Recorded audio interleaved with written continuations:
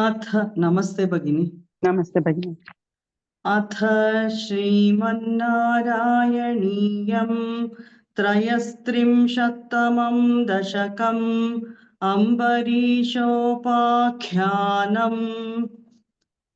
वैवस्वताख्यमनुपुत्र नभागजातनाभागनामकनरेन्द्र सुतोऽम्बरीशः सप्तार्णवावृतमहीदयितोऽपि रेमे त्वत्सङ्गिषु त्वयि च मग्नमनाः सदैव। त्वत्प्रीतये सकलमेव वितन्वतोऽस्य भक्त्यैव देव न चिरादभृताः प्रसादम् येनास्य याचनमृतेऽप्यभिरक्षणार्थम् चक्रं भवान् प्रविततारसहस्रधारम्। सद्वादशी व्रतमथो भवदर्चनार्थम् वर्षं दधौ मधुवने यमुनोपकण्ठे पत्न्या समं सुमनसा महती वितन्वन् पूजान् द्विजेषु विसृजन् पशुषष्टिकोटिम्।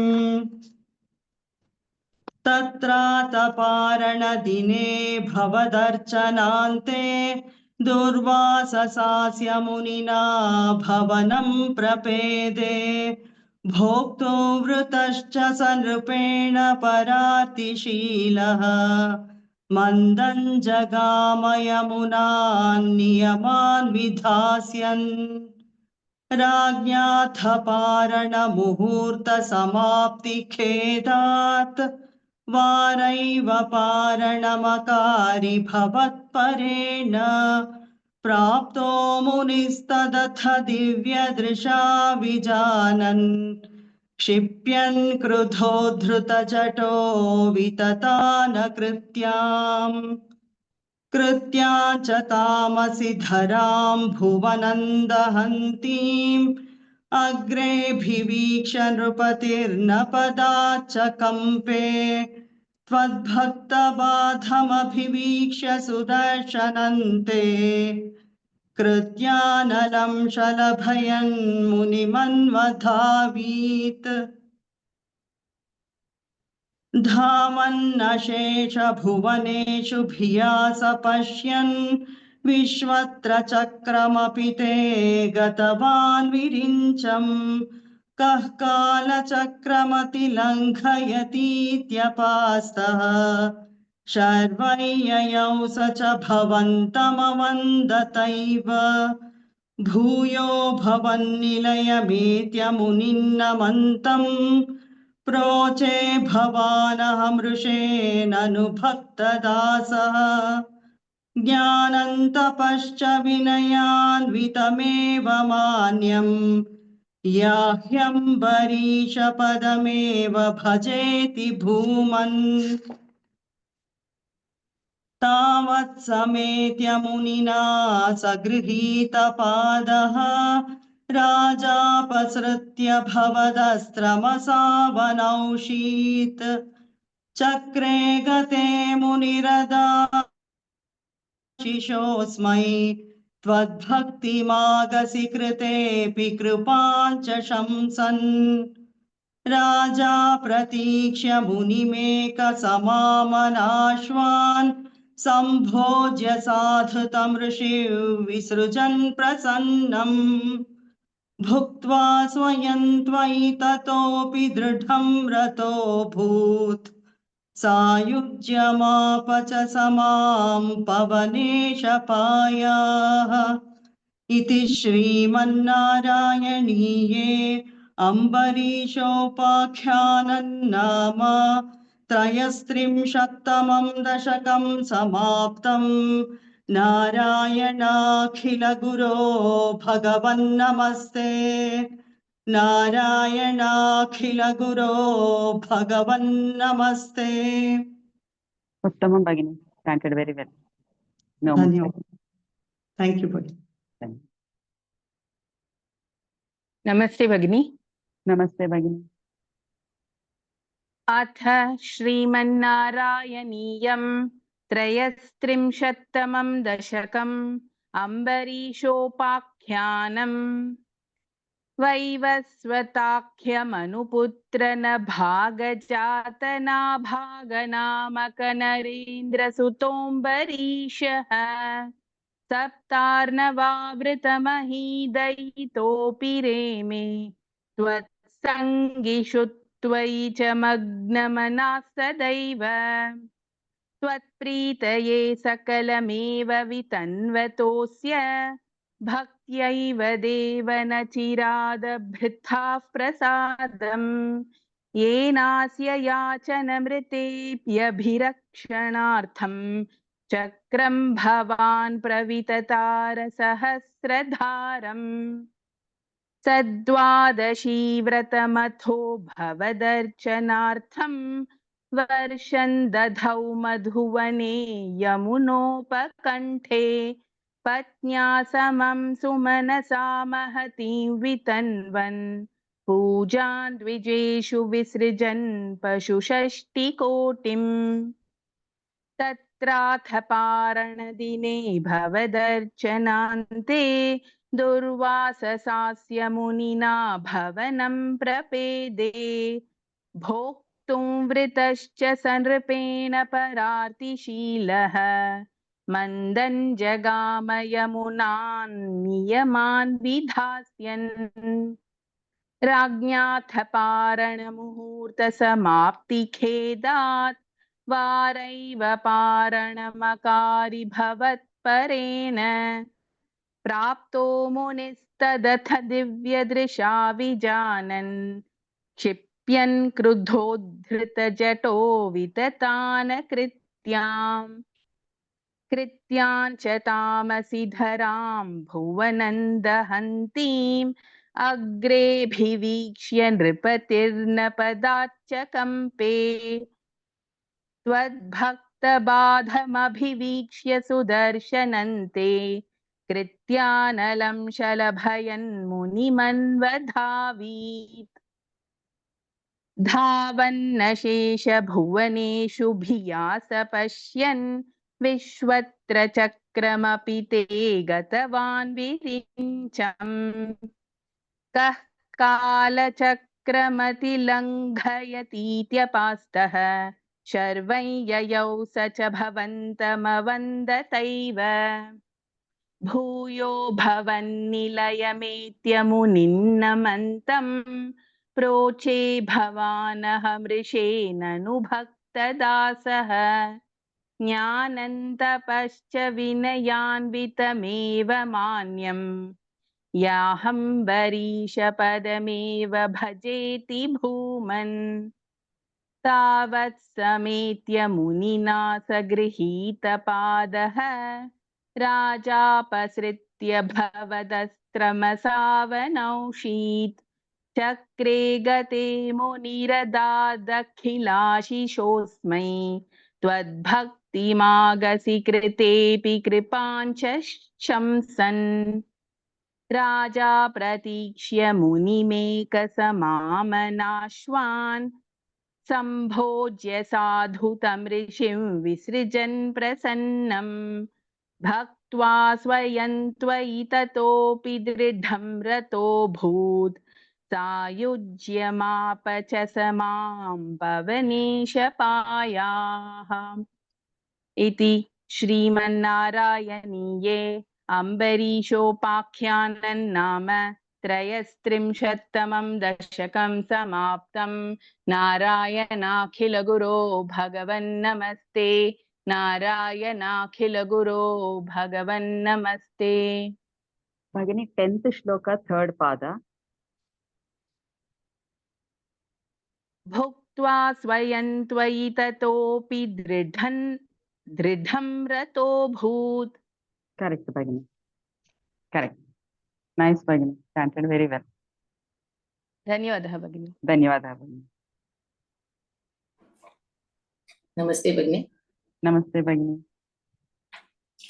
अथ श्रीमन्नारायणीयं त्रयस्त्रिंशत्तमं दशकम् अम्बरीषोपाख्यानम् वैवस्वताख्यमनुपुत्र न भागजात नाभागनामक नरेन्द्रसुतोऽम्बरीश सप्तार्णवावृतमहि दयितोऽपि रेमे त्वत्सङ्गिषु त्वयि च मग्नमनाः सदैव त्वत्प्रीतये सकलमेव वितन्वतोऽस्य भक्त्यैव देव न चिरादभृताः प्रसादम् येनास्य याचनमृतेभ्यभिरक्षणार्थम् चक्रं भवान् प्रविततारसहस्रधारम् सद्वादशी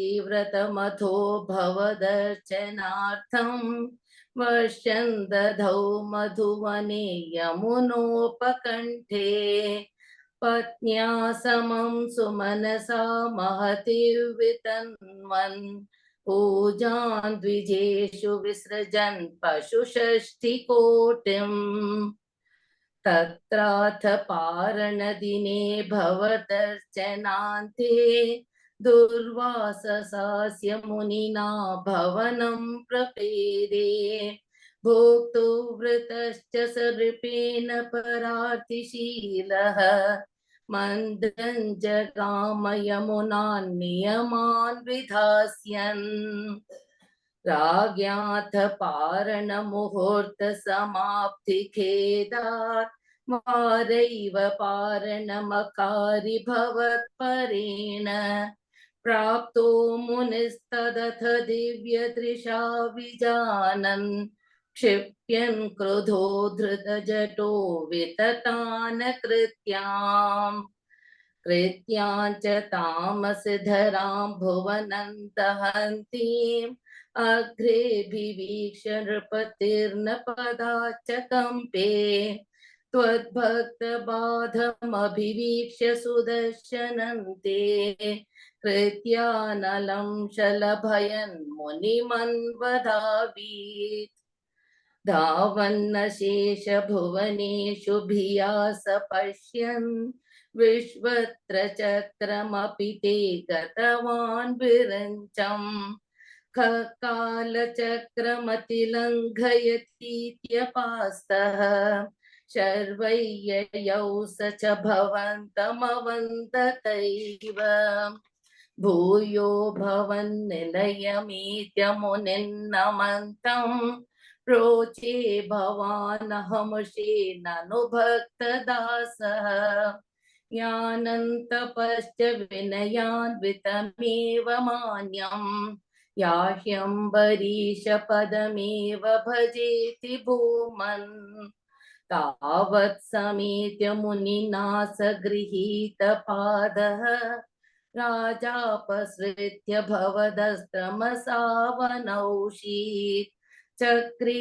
गते पुनिरदादखिलाशिषोऽस्मै त्वद्भक्तिमागसि कृतेऽपि कृपाञ्च शंसन् राजा प्रतीक्ष्य मुनिमेकसमामनाश्वान् सम्भोज्य साधुतमर्षु विसृजन् प्रसन्नम् भुक्त्वा स्वयं त्वयि ततोऽपि दृढं रतोऽभूत् सायुज्यमाप च समां पवनेशपाया इति श्रीमन्नारायणीये अम्बरीषोपाख्यानं नाम त्रयस्त्रिंशत्तमं दशकं समाप्तं नारायणाखिल गुरो भगवन् नमस्ते नारायणाखिल गुरो भगवन् नमस्ते भगिनी फोर्थ श्लोक सेकेंड पाद भगिनी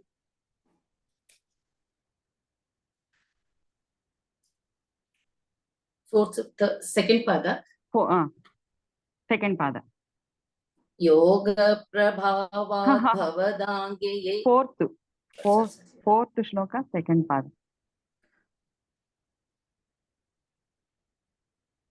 I'll read from the beginning. हाँ तत्राथ पारणदिने भवदर्चनान्ते दुर्वाससास्य मुनिना भवनं प्रपेदे करेक्ट भगिनी Correct. Nice, Bhagini. ಧನ್ಯವಾದ.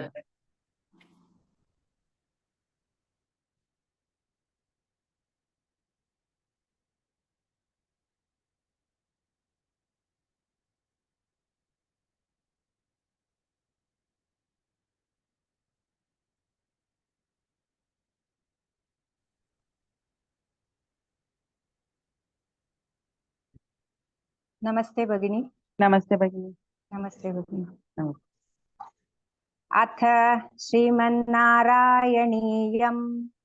त्रयस्त्रिंशत्तमं दशकम् अम्बरीषोपाख्यानं वैवस्वताख्यमनुपुत्र नभागजात नाभागनामक नरेन्द्र सुतोऽम्बरीषः सप्तार्णवावृतमहीदयितोऽपि रेमे त्वत्सङ्गिषु त्वयि च मग्नमनाः सदैव त्वत्प्रीतये सकलमेव वितन्वतोऽस्य भक्त्यैव देव न चिरादभृथाः प्रसादम् येनास्य याचनमृतेऽप्यभिरक्षणार्थं चक्रं भवान् प्रविततारसहस्रधारम्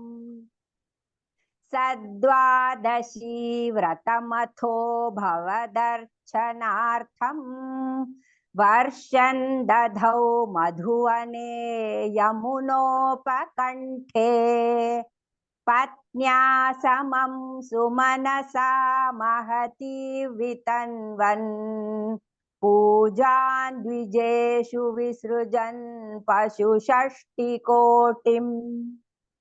तत्राथ पारणदिने भवदर्चनान्ते दूर्वाससास्य मुनिना भवनं प्रपेदे भोक्तुवृतश्च स नृपेण परार्तिशीलः मन्दं जगाम यमुना नियमान् विधास्यन् राज्ञाथ पारणमुहूर्तसमाप्तिखेदात् वारैव पारणमकारि भवत्परेण प्राप्तो मुनिस्तदथ दिव्यदृशा विजानन् क्षिप्यन् क्रुधो दधृतजटो विततान कृत्याम् कृत्यान् च तामसि धरां भुवनं दहन्तीम् अग्रेऽभिवीक्ष्य नृपतिर्न पदाच्च कम्पे त्वद्भक्तबाधमभिवीक्ष्य सुदर्शनन्ते कृत्यानलं शलभयन् मुनिमन्वधावीत्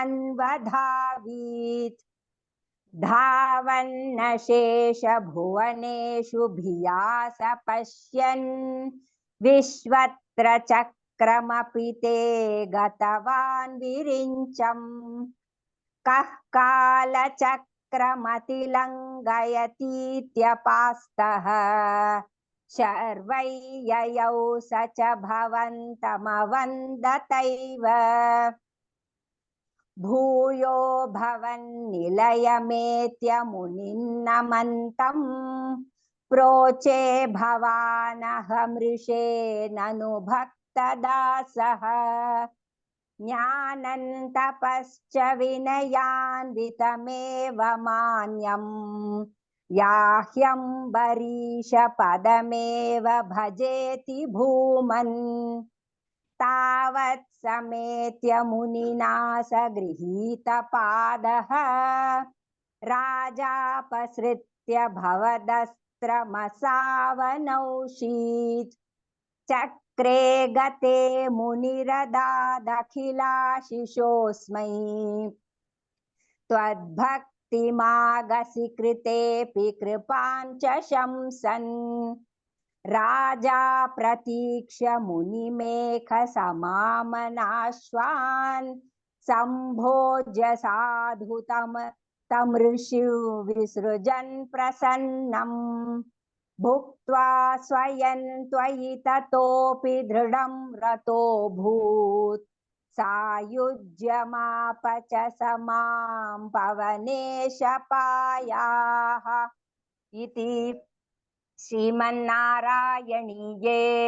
अम्बरीषोपाख्यानन्नाम त्रयस्त्रिंशत्तमं दशकं समाप्तम् नारायणाखिलगुरो भगवन् नमस्ते नारायणाखिलगुरो भगवन् नमस्ते Bhagini, fifth shloka, third, fourth padas, Bhagini. Yes, sir. प्राप्तो मुनिस्तधत दिव्यदृशा विजानन् क्षिप्यन् क्रुधोद्धृतजटो विततान कृत्याम् हाँ, प्राप्तो मुनिस्ता दत्था. First alpa prana. हाँ. प्राप्तो मुनिस्तधत दिव्यदृशा विजानन् हाँ. क्षिप्यन्. क्षिप्यन् क्रुधोद्धृतजटो विततान कृत्याम् Correct, Bhagini. Nice, Bhagini. धन्यवादः भगिनी धन्यवादः. धन्यवादः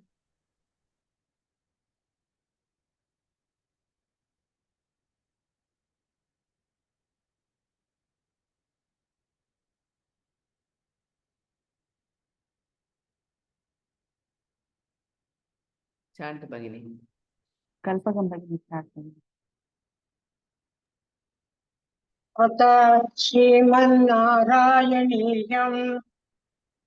त्रयस्त्रिंशत्तमं दशकम् अम्बरीषोपाख्यानम् वैवस्वताख्यमनुपुत्र नभागजातनाभागनामक नरेन्द्रसुतोऽम्बरीषः सप्ताह्नवावृतमहीदयितोऽपि रेमे त्वत्सङ्गिषु त्वयि च मग्नमनः सदैव त्वत्प्रीतये सकलमेव वितन्वतोऽस्य भक्त्यैव देव न चिरात भृतः प्रसादम् येनास्य याचनमृतेभ्य विरक्षणार्थम् चक्रं भवान् प्रविततार सहस्रधारम् सद्वादशी वृतमथो भवतर्चनार्थम् वर्षन् ददौ मधुवने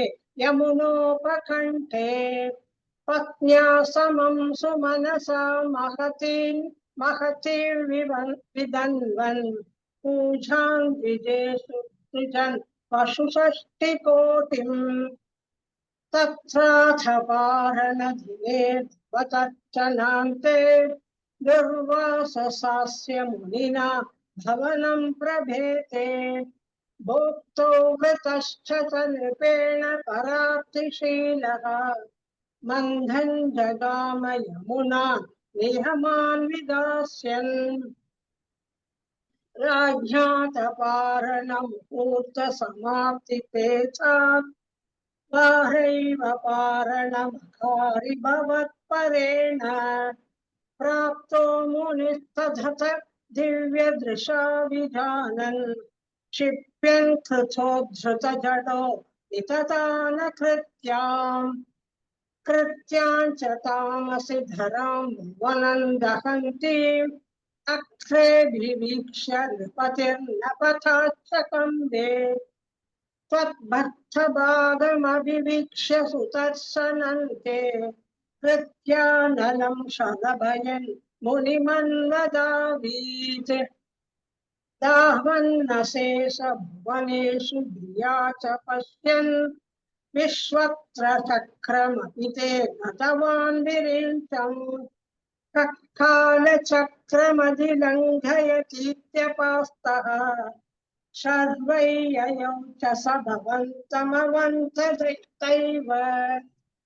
भूयो भवन्निलयमेत्य मुनिं नमन्तम् प्रोचे भवानहमृषे ननु भक्तदासः ज्ञानन्तपश्च विनयान्वितमेव नान्यम् व्याख्यम्बरीशपदमेव भजेति भूमन् तावत् समेत्य मुनिना च गृहीतपादः राजा पश्यत्य भवतस्त्रमसावनंशीत् चक्रे गते मुनिरधादखिलाशिषोऽस्मै तद्भक्तिमागसि कृतेऽपि कृपाञ्च शंसन् राजा प्रतीक्ष्य मुनिमेघसमामनात्वान् सम्भोज्य साधु सृजन् प्रसन्नम् भुक्त्वा स्वयं त्वयि ततोऽपि धृतं रतोऽभूत्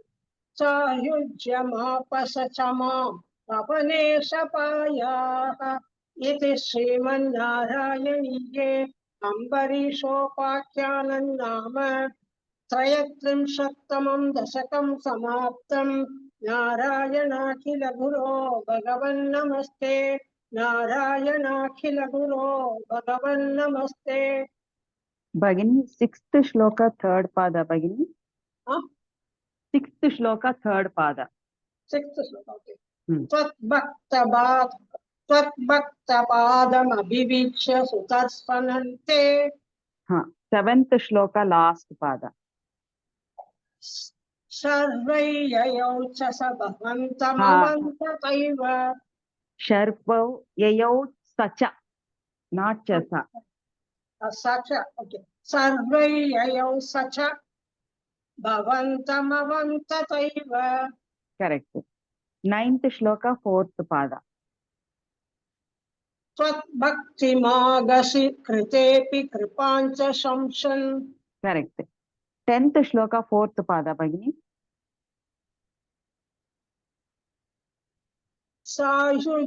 सायुज्यमापसचमाम् अवनेकपायाः Here also, sayujyamapacha samam. Cha samam. समा सायुज्यमापसचमाम् पवने Mapacha samam. मापच्च समाम्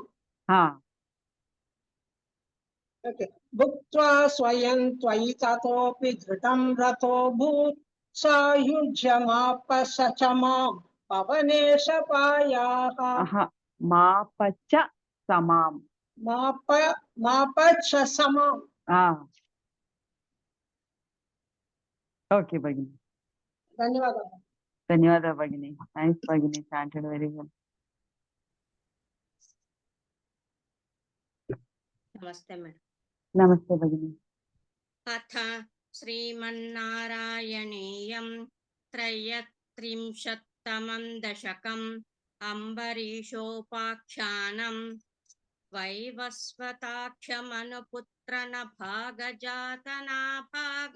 वैवस्वताख्यमनुपुत्रनभागजातनाभागनामकनरेन्द्र सुतोऽम्बरीषः सप्तार्णवावृतमहीदयितोऽपि रेमे त्वत्सङ्गिषुत्वयि च मग्नमनः सदैव त्वत्प्रीतये सकलमेव वितन्वतोऽस्य भक्त्यैव देव न चिरादभृताः प्रसादं येनास्य याचनमृतेऽप्यभिरक्षणार्थं चक्रं भवान् प्रविततारसहस्रधारम् सत्त्वादशीव्रतमथो भवदर्शनार्थं वर्षं दधौ मधुवने यमुनोपकण्ठे पत्न्या समं सुमनसा महती वितन्वन् पूजान् द्विजेषु विसृजन् पशुषष्टिकोटिं तत्राथ पारणदिने भवदर्शनान्ते दुर्वाससास्य मुनिना भवनं प्रपेदे भोक्तु व्रतश्च सनृपेण परार्तिशीलः मन्दं जगाम यमुना नियमान् विधास्यन् राज्ञाथ पारणमुहूर्तसमाप्तिखेदात् वारैव पारणमकारि भवत्परेण प्राप्तो मुनिस्तदथ दिव्यदृशा विजानन् क्षिप्यन् क्रुधोद्धृतजटो विततान कृत्यां च तामसि धरां भुवनन्दहन्तीम् अग्रेऽभिवीक्ष्य नृपतिर्न पदाच्च कम्पे त्वद्भक्तबाधमभिवीक्ष्य सुदर्शनन्ते कृत्यानलं शलभयन्मुनिमन्वधावीत् धावन्नशेष भुवनेषु भियास पश्यन् विश्वत्र चक्रमपि ते गतवान् विरिञ्चम् कः कालचक्रमतिलङ्घयतीत्यपास्तः शर्वय्ययौ स च भवन्तमवन्दतैव भूयो भवन्निलयमेत्य मुनिन्नमन्तम् प्रोचे भवानहमृषेणनु भक्तदासः ज्ञानन्तपश्च विनयान्वितमेव मान्यम् याह्यम्बरीशपदमेव भजेति भूमन् तावत् समेत्य मुनिना स गृहीतपादः राजापसृत्य भवदस्त्रमसावनौषीत् चक्रे गते मुनिरदादखिलाशिषोऽस्मै त्वद्भक्तिमागसि कृतेऽपि कृपाञ्च शंसन् राजा प्रतीक्ष मुनिमेकसमामनाश्वान् सम्भोज्य साधु तं ऋषि विसृजन् प्रसन्नं भुक्त्वा स्वयं त्वयि ततोऽपि दृढं रतोऽभूत् सायुज्यमाप च समां पवनेशपायाः इति श्रीमन्नारायणीये अम्बरीषोपाख्यानन्नाम त्रयस्त्रिंशत्तमं दशकं समाप्तं नारायणाखिलगुरो भगवन्नमस्ते नारायणाखिलगुरो भगवन्नमस्ते Bhagini, fourth shloka, third pada, Bhagini. भोक्तु वृतश्च सन्नृपेण परार्तिशीलः Correct. Ninth shloka, second pada. राजापसृत्य भवदस्रमसावनौषीत् Bhavadastrama. Bhavadastrama. भवदस्त्रमसावनौषीत् Correct. Nice, Bhagini. नमस्ते भगिनि Namaste, Bhagini. अथ श्रीमन्नारायणीयं त्रयस्त्रिंशत्तमं दशकम् अम्बरीषोपाख्यानं वैवस्वताख्यमनुपुत्र वैवस्वताख्यमनुपुत्र नभागजादनाभागनामक नरेन्द्र सुदोम्बरीशग सप्तार्णवावृतमहीतैतोऽपि रेमे त्वत्सङ्गिषु त्वयि च मग्नमना सदैव त्वत्प्रीतये सकलमेव विदन्वतोऽस्य भक्तैव देव न चिरादभृताः प्रसादम् येनास्य याचनमृदेभ्यभिरक्षणार्थम् चक्रं भवान् प्रविददार सहस्रधारम् सद्वादशी व्रतमधो भवतर्शनार्थम् वर्षन् गतौ मधुवने यमुनोपकण्ठे पत्न्या समं सुमनसा महदी विदन्वन् पूजान् द्विजेषु विसृजन् पशुषष्टिकोटिम् तत्रादपारणदिने भवतर्चनान्ते दुर्वाससास्य मुनिना भवनं प्रभेदे भोक्तुवृतश्च स नृपेण परार्तिशीलः मन्दञ्जकामयमुनान् नियमान् विदास्यन् राज्ञादपारणमुहूर्तसमाप्तिखेदात् वारैव पारणमकारि भवत्परेण प्राप्तो मुनिस्तदत दिव्यदृशा विजानन् क्षिप्यन् क्रुधोद्धृतत जडो विततान कृत्याम् कृत्याञ्च तामशिधरां भुवनं दहन्तीम् अग्रेऽभिवीक्ष्य नृपतिर्न पदाच्च कम्पे त्वद्भक्तपादमभिवीक्ष्य सुदर्शनन्ते कृत्यानलं शलभयन् मुनिमन्वधावीत् धावन्नशेषभुवनेषु प्रिया स पश्यन् विश्वत्र चक्रमपि ते गतवान् विरिञ्चम् कःकालचक्रमदिलङ्घयतीत्यपास्तः सर्वैययौष च भवन्तमवन्द तैव भूयो भवन्निलयमेत्य मुनिन्थमन्तम् प्रोचे भवानहमृषे ननुभक्तदाशग ज्ञानं तपश्च विनयान्विदमेव मान्यम् याहम्बरीशपदमेव भजेति भूमन् तावत् समेत्य मुनिना स गृहीतपादः राजापसृत्य भवतस्त्र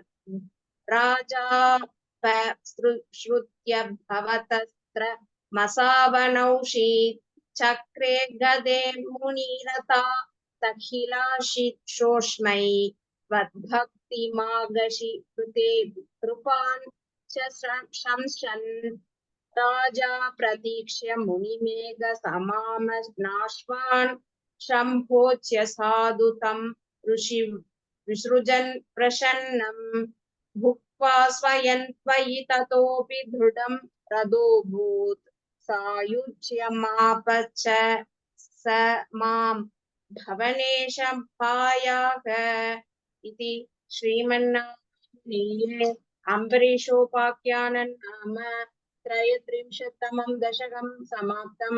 नारायणाखिलगुरु भगवन्नमस्ते। नारायणाखिलगुरु भगवन्नमस्ते।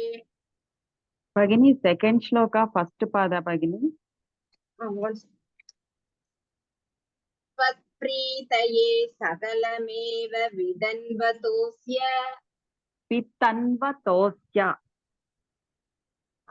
त्वत्प्रीतये सकलमेव विदन्वतोऽस्य அது தா இல்ல தா வருது பகினி, அது பார்த்தோங்க. okay. Sorry. செகண்ட் பாதா. भक्तैव देव न चिराद हृदा प्रसादम् भक्त्यैव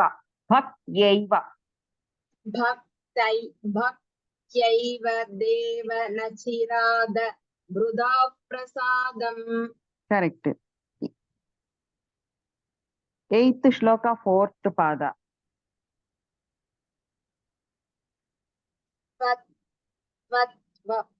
भक्तिमाग 8th shloka, 4th pada. या ज्ञानं तपश्च विनयान् विदमेव मान्यम् विनयान्वित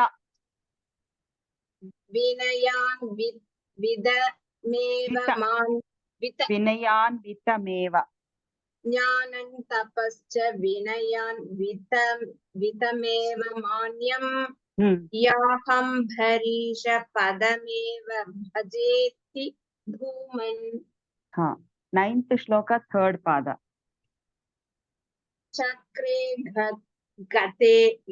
चक्रे गते मुनिरदा दखिलाशिशोष्मै 4th pada Bhagini.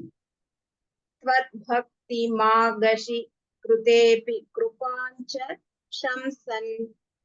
त्वद्भक्तिमागसि, not she. त्वद्भक्तिमागसि कृतेऽपि. त्वद्भक्तिमागसि कृतेऽपि कृपाञ्च शंसन्. 10th shloka, 1st pada. राजा प्रतीक्ष्य मुनिमेघ समामनाश्वान्. राजा प्रतीक्ष्य मुनिमेघ, first ka. राजा प्रतीक्ष्य मुनिमेघ समामनास्वान् Okay, correct Bhagini. ಧನ್ಯವಾದ. ಧನ್ಯವಾದ Bhagini.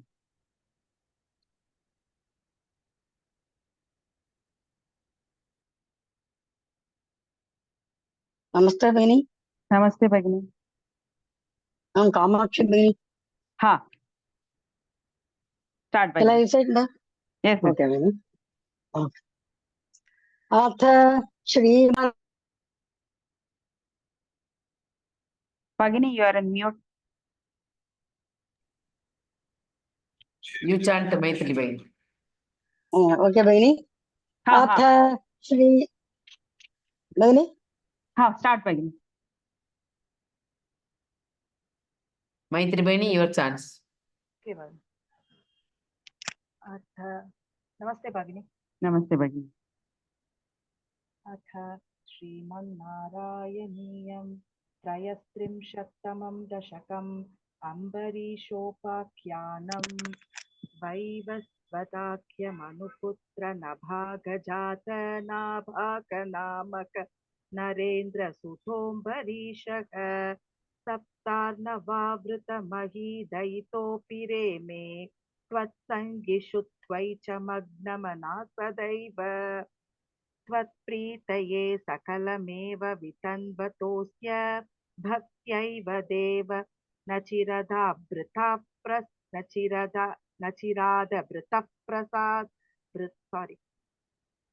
भक्त्यैव देव न चिरादभृतः प्रसादम्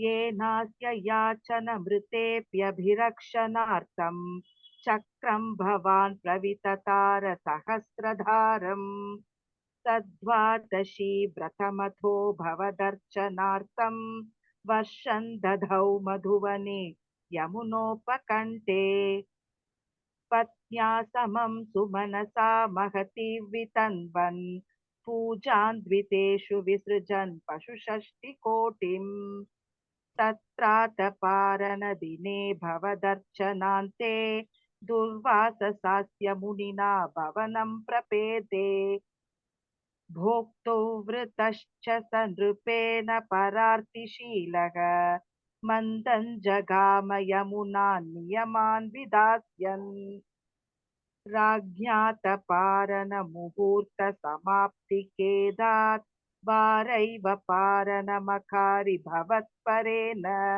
प्राप्तो मुनिः स धत दिव्यदृशा विजानन् क्षिप्यन् कृधोद्धृतजडो विततान कृत्यां च तामसि धरां भुवनं दहन्तीम्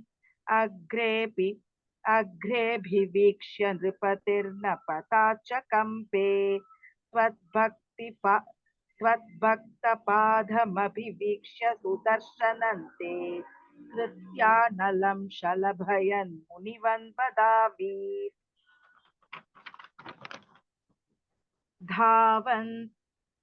धावन्नशेषभुवनेषु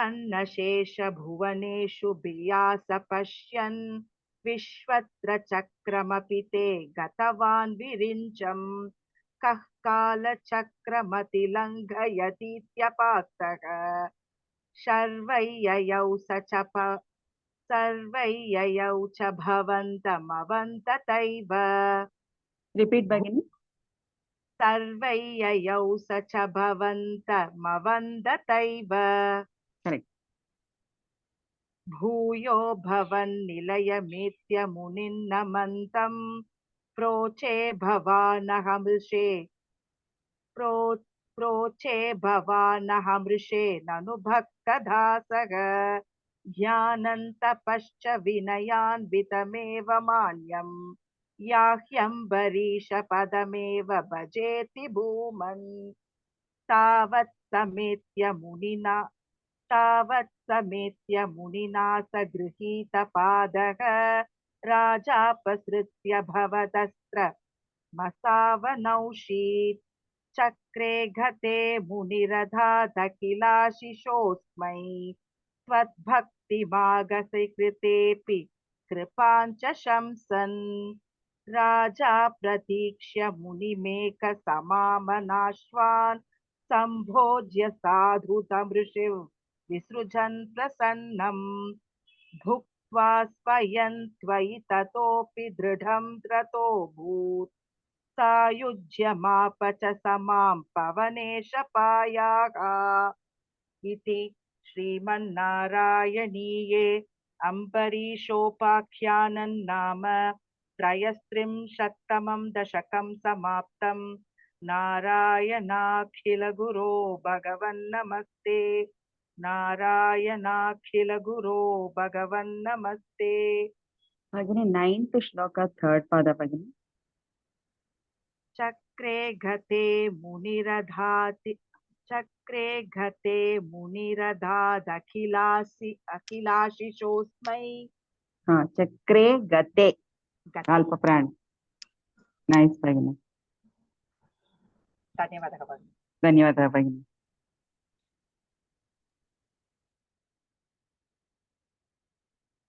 नमस्ते भगिनी नमस्ते भगिनी shall I recite भगिनी हाँ भगिनी ओके अथ श्रीमन्नारायणीयं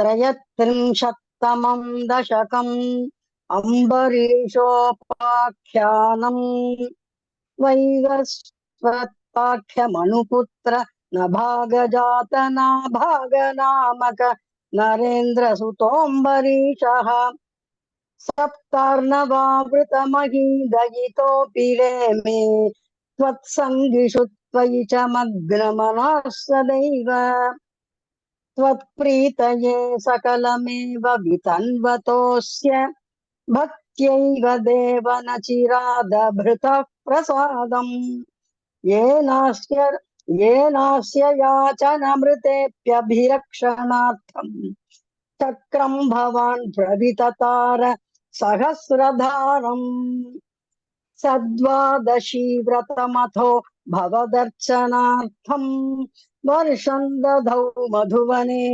यमुनोपकुण्ठे पत्न्या समं सुमनसा महतीं वितन्वन् पूजान् द्विजेषु विसृजन् पशुषट्टिकोटिम् तत्राथ पारणदिने भवदर्चनान्ते दुर्वाससास्य मुनिना भवनं प्रपेदे भोक्तुवृतश्च सनृपेण परार्तिशीलः मन्दं जगाम यमुनान् नियमान् विधास्यन् राज्ञाथ पारणमुहूर्त समाप्तिखेदात् वारैव पारणमकारि भवत्परेण प्राप्तो मुनिस्तदथ दिव्य दृशा विजानन् क्षिप्यन् क्रुधोद्धृतजटो विततान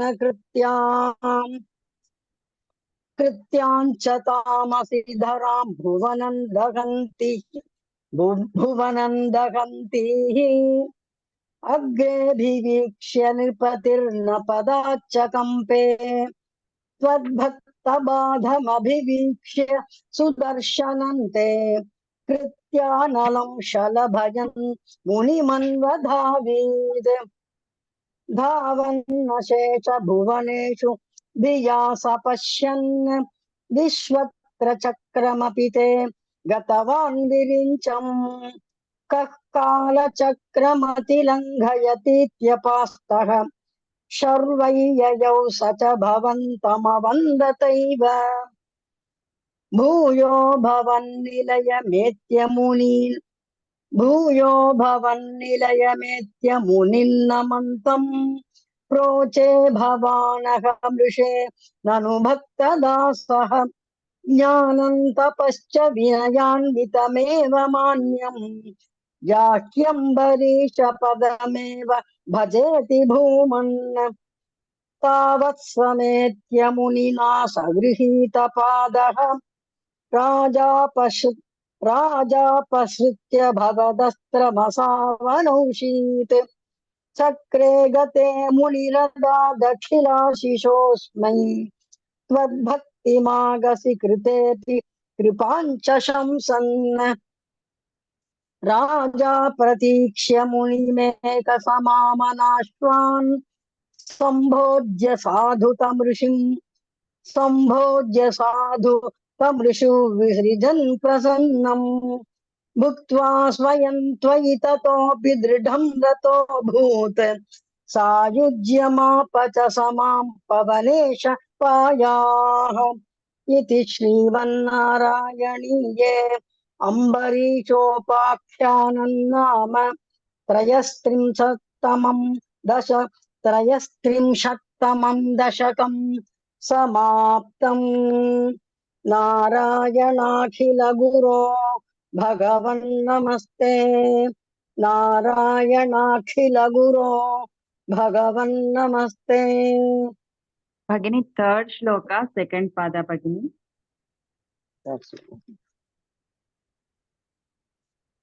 Third shloka, second pada. Second pada. Okay. वर्षं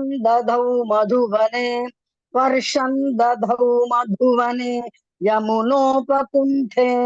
हाँ, कंठे Bhagini. ஓ Yamunopakanthe. ஓகே என் புக்ல கூன் போட்டுக்குவே நீ இல்ல கண்டே. Yamunopakanthe. ஓகே ஓகே ஓகே பூ அடிச்சுட்டேன் கண்டே. வருஷம் दधौ मधुवने यमुनोपकण्ठे. என்னுடைய புக்ல தப்பா இருந்தது குண்டே இருந்து நான் அப்படியே படிச்சுட்டேன். நான் திருத்திக்கல பையன் கேட்டேன். சாரி பையன். ஓகே பையன். ஓகே ஓகே ಧನ್ಯವಾದ ಬೈನಿ. ಧನ್ಯವಾದ ಎನಿ ಕರೆಕ್ಷನ್ಸ್? ಇಲ್ಲ ಬೈನಿ. ಓಕೆ ಓಕೆ ಬೈನಿ ಧನ್ಯವಾದ.